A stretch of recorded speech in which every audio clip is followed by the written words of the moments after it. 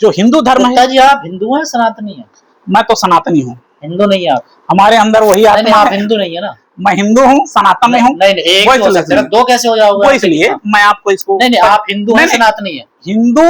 हिंदू या समय समय से बदल लेते अपने आप? नहीं, मैं आपको बता दूं होता क्या है कि हिंदू मैंने ये बताया कि आत्मा भी विश्वास रखता है, ओमकार को मानता है और गाय को मानता है। ये अगर तीन चीज जो भी व्यक्ति मानता है, नहीं मानते हैं तो क्या आप सनातन नहीं? आप भी सनातन है, आप भी सनातन है। ये कैसे, कौन सी परिभाषा है भैया? परिभाषा? मैं नहीं मानता, मैं फिर भी हिंदू हूँ, मानू तो भी हिंदू हूँ। भाई देखिए, एक पिता एक पुत्र जो है अगर पिता को ना माने तो क्या उस पिता का वो पुत्र नहीं है? वो तो है ना, नालायक पुत्र है। कुछ भी कहा जाए, नालायक हिंदू है, नालायक हिंदू हो या जो भी हिंदू हो, वो माना जाएगा ना कि हाँ उसका उस पिता का पुत्र है। कहने का मतलब है ना, तो इस देश के दलित पिछड़े जो है वो हिंदू है? नहीं, और ये नहीं कहा जाएगा। और देखिए हमारे यहाँ चूंकि गीता को मैंने पढ़ा इस पे काफी अच्छी तरीके से, तो इसमें बताया गया है कि देखिए उस समय भी दुर्योधन था जो नहीं मानता था। आप कौन सी गाय की बात यहाँ चर्चा कर रहे हैं? जो मिथुन गाय की या फिर यह देसी वाली, कौन सी गाय की? आप गाय तो गाय होती है। नहीं, बीजेपी दो गाय बताती है ना, आपने सुना? वो एक्चुअली में जो ईस्ट भारत में चले जाते हैं वो दूसरी गाय बताते हैं वहाँ पर। हाँ, वही तो नाम बदल जाता है ना गाय का। जो हिंदू और मुस्लिम और जो है हिंदू के तमाम वैरायटी है, यादव हैं, ये क्या बोलते हैं गुप्ता हैं, या ये चौधरी हैं, या जो भी हैं, वो उसमें भेद कर चुकी है। वो गाय में भी ऐसे ही भेद करेगी। तो गाय का अर्थ ही नहीं मालूम उनको तो ये नहीं, अपने शास्त्र के बारे में नहीं मालूम। जब शास्त्र में ये कहा गया, एक तरफ ये कहा गया है यम निज परो वेति गणना लघु चेत साम उदार चरिता नाम तो वसुदेव कुटुंबकम। पूरा विश्व ही ये क्या बोलते है एक कुटुंब है, धरती माँ है, ये हमारी धरती माँ है। तो वहां जाकर के इजराइल में जाकर के उसको फादरलैंड बोल देते, तो उनको पता ही नहीं है कि क्या बोलते ये क्या है। पर यहाँ भारत में भी मैंने ऐसे तमाम हिंदू देते हैं, कहते हैं ये उल्टे सीधे लिखे हुए धर्मशास्त्र सभी। धर्मशास्त्र को उल्टा सीधा लिख दिया गया, कुछ ऐसे मनवादी लोगों ने लिख दिया अपने हिसाब से। राज्य को मनवादी करे, कुछ लोग मनवादी हैं। मनवादी मतलब जो मन में है वही है बात। हमारे मन में जो है हमने वाद लिख दिया, मनवादी वही है। अच्छा, जो मन में है वो लिख दो, मनवादी वही है। मनवादी उस समय के जो लोग थे अपने वर्चस्व को बढ़ाना चाहते, तो अपने मन में जो इच्छा है वो लिख दिया कि हमने ऐसी पॉलिसी बनाई, इस पे लोग चलेंगे। ये मनवादी है। लेकिन शास्त्र में ये सब सारी चीजें नहीं है। शास्त्र इससे अलग है, शास्त्र की परिभाषा पूरी अलग है। पहले आप समझिए कि सनातन है क्या।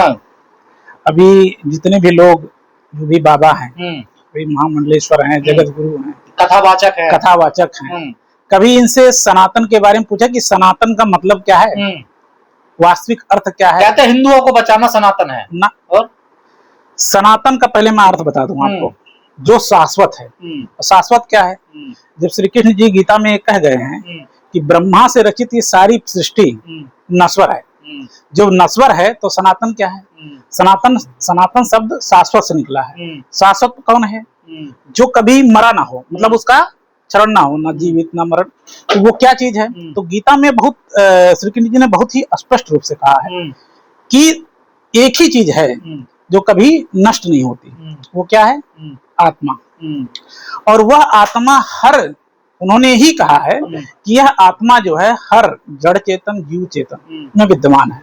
मतलब कि हम तो हिंदू मुस्लिम की बात कर रहे हैं, वो बात कर रहे हैं कि हर एक प्राणी, तो आत्मा सत्य है, आत्मा अमर है, मानता है? आत्मा ही सत्य और सनातन है। पहली चीज ये हम जो सत्य होता है वही सनातन है। नहीं, शाश्वत जो इस जग में, इस दुनिया में जो चीज सत्य है, जैसे हवा, ये सनातन है। सत्य हवा होती है, सब कुछ सनातन है। जो चीज आप देख रहे हैं वो शाश्वत जो दिख रहा है। आत्मा तो हमने देखी नहीं, तो ये कहाँ से सनातन होगी? हवा भी तो नहीं दिख रहे हैं। कौन से? महसूस तो कर रहे हैं ना। तो महसूस वो भी है, अंदर है ना। हमने तो महसूस नहीं करी। मैं आपको महसूस करवाता हूँ। करवाइए।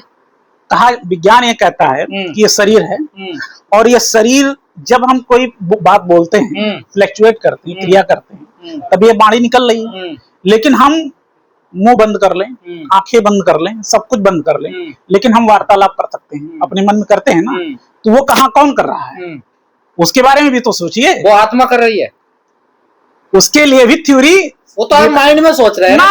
यही तो माइंड में सोचना ही नहीं, हम बोलते भी हैं, हम अंदर बोलते भी हैं, वो भले बाहर ना आए लेकिन वो होता है। तो इसका क्या मतलब है? वो तो आत्मा बात करती है, वो अंदर सूक्ष्म शरीर, उसकी भी व्याख्या की गई है। तो मेरा यहाँ जो सीधा सा प्रश्न है, यहाँ हिंदू मुस्लिम सिख ईसाई या जो भी है इन क्षेत्रों में बांटने की बात हो रही है। जो जगत गुरु हैं या बड़े बड़े जो महामंडलेश्वर बने बैठे हुए हैं, वो ये जब डिफरेंट की बात करते हैं, हिंदू मुस्लिम की बात करते हैं और फिर वो सनातन की बात करते हैं, तो मुझे थोड़ा सा डाउट होता है कि इनकी शिक्षा या तो सही नहीं है। ये लोग क्या है, नहीं डाउट होता है, डाउट है, पूरी तरीके से डाउट है। क्यों? क्योंकि देखिए, जब कुछ लोग जो है, धर्म का पतन कब होता है? जब कुछ ऐसे जो अपने आप को महाज्ञानी समझते हैं और वो शास्त्र से ऊपर उठ जाते हैं, वो शास्त्र से ऊपर उठ के अपनी बातें रखने लगते हैं, तो समझ लीजिए धर्म का पतन होने वाला है।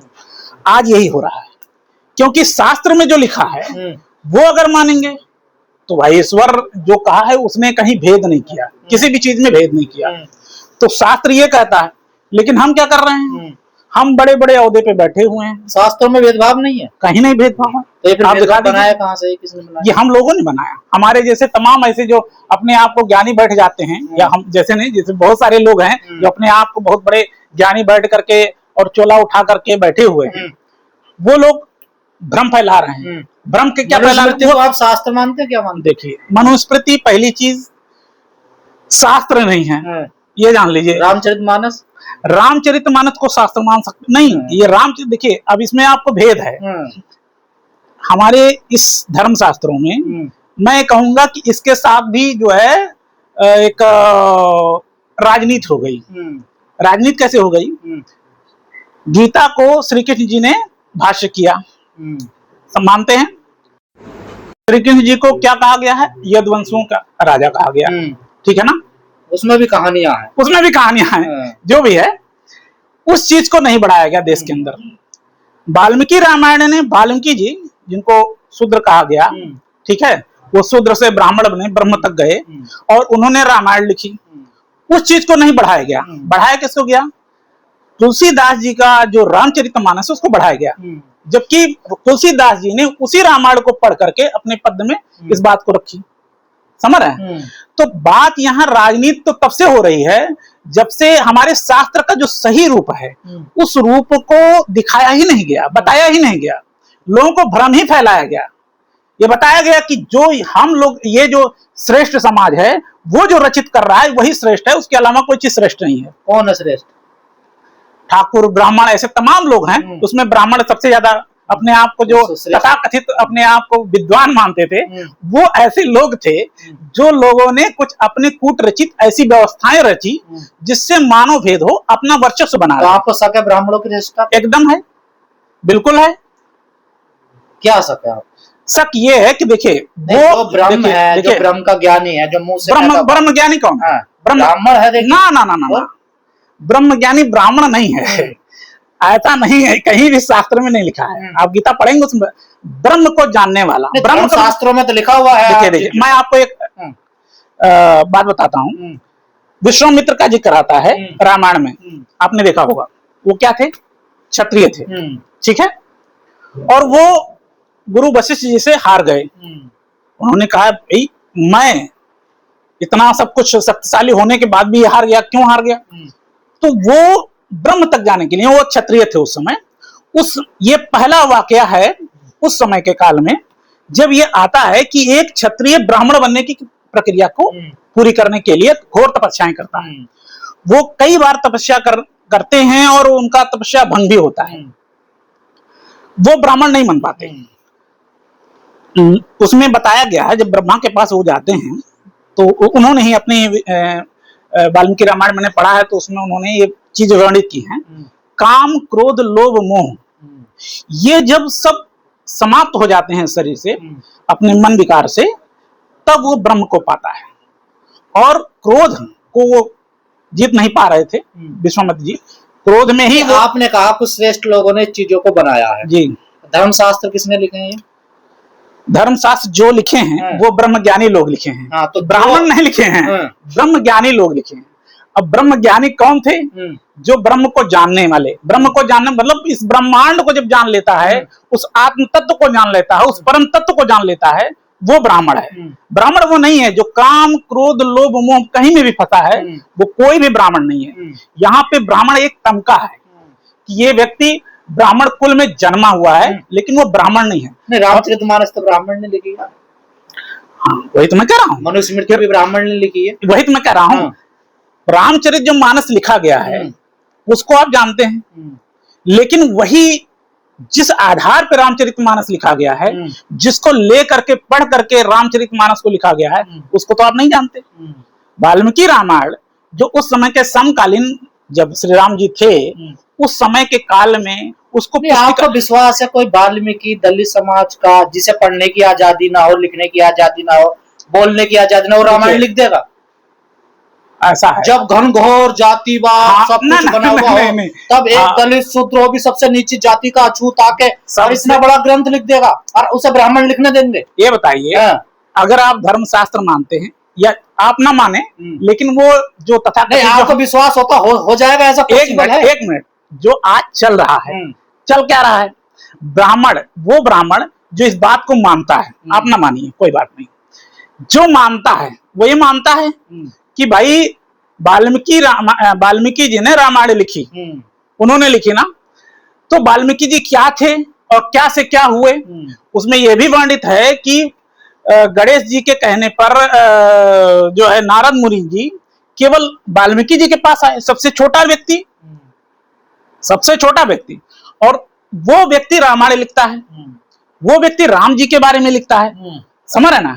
तो क्यों चुना? अब ये तो भाई ये बड़ा प्रश्न है। चलिए, तो बहुत लंबी कहानी हो जाएगी, हम सनातन पे ही आते हैं।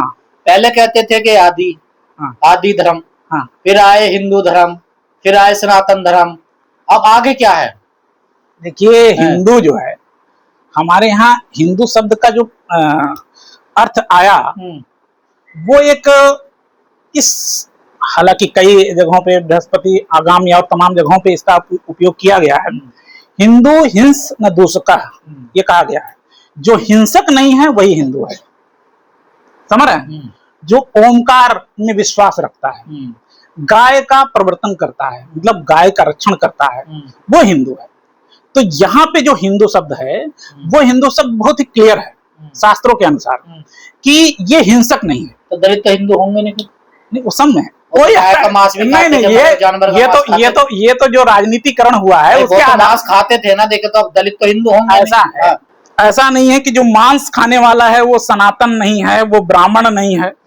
उस समय भी मांस खाए जाते थे, आज भी मांस खाया जाता है, ऐसा नहीं है। शास्त्र में कहीं इसको वर्णित नहीं किया, वर्जित नहीं किया गया है कि मांस खाना जो है वो बेकार है।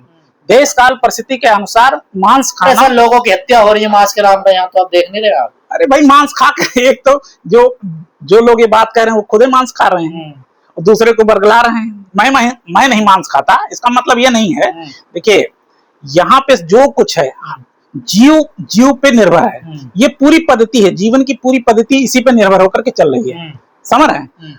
मानव ही एक ऐसा विवेकवान प्राणी है जिसमें ये दोनों चीजें, हालांकि जानवरों में भी आता है, शाकाहारी आते हैं, मांसाहारी आता है, मानव में भी वही होते हैं, शाकाहारी होते हैं, मांसाहारी होते हैं, उसकी भी तमाम गाथाएं हैं। उसको श्री कृष्ण जी ने परिभाषित भी किया है गीता में, वो बहुत मैं नहीं आना चाहूंगा, उसको पढ़िए, समझ में आ जाएगा। तो कहने का मतलब ये चीजें बात बताना कि मांस खाने वाला वो हिंदू नहीं है, वो मुस्लिम है, या ये सब एक भ्रम है, इसको छोड़ दीजिए। ये सब चीजें सनातन क्या जो सत्य है, जैसे जो शाश्वत है, जो शाश्वत मतलब शाश्वत क्या है? आत्मा, वो आपके अंदर भी है, हमारे अंदर भी है, एक मच्छी के अंदर भी है और एक कीड़े के अंदर भी है। हमसे चुराया इन्होंने सनातन तो। ये देखिए, सनातन शब्द जो है गीता में स्पष्ट रूप से लिखा गया है, ठीक है? गीता सबसे पुराना ग्रंथ है हमारा, धर्मशास्त्र है, ठीक है? अब इसके अलावा जितने भी लोग आए होंगे, वो लोगों में डाली गई होगी वो बात, लेकिन ये जो बात पहले आती है वो हमारी गीता में आती है, ये सब लोग जानते हैं। तो हम, और यहाँ पे ये नहीं, कहीं सनातन का ये मतलब नहीं बताया गया कि मैं हिंदू तो मैं सनातन, वो मुस्लिम तो सनातन नहीं, वो सिख तो सनातन नहीं, यहाँ ये बात नहीं बताई गई। बात यहाँ बताई गई कि सनातन है क्या। शाश्वत है, जो शाश्वत वही सनातन। और शाश्वत क्या है? सिर्फ एक चीज बताई गई है, श्री कृष्ण जी ने बार बार एक ही चीज बताई है, आत्मा को। पहली चीज नहीं, ये सनातन पिछले 2-4 साल से क्यों आया ये वही तो मैं कह रहा हूँ कि जो बड़े बड़े बाबा महामंडलेश्वर ये सब जगत गुरु बैठे हुए हैं वो सनातन का ठीकरा पीट रहे हैं। लेकिन कभी मीडिया में आपने कहीं देखा कि सनातन के रूप, सनातन के शाब्दिक अर्थ को किसी बाबा ने बताया हो? आपने देखा? कहीं भी आप देख लीजिए। अभी महाकुंभ हुआ था, सनातन का बहुत बड़ा जो है डंका पीटा गया, लेकिन किसी बाबा ने आकर केवल मतलब अगर आप किसी से पूछ लोगे ये पुरातन जो चला आ रहा है वही सनातन है। लेकिन सनातन अगर कर देते तो अगर सनातन की बात आती तो वहां हिंदू, मुस्लिम, सिख, ईसाई सबके स्नान की व्यवस्था होती, वो सारे लोगों को अपील किया जाता। यहाँ सनातन, अगर वहां सनातन हुआ कहाँ? वो तो हिंदू जो मान रहा है, हालांकि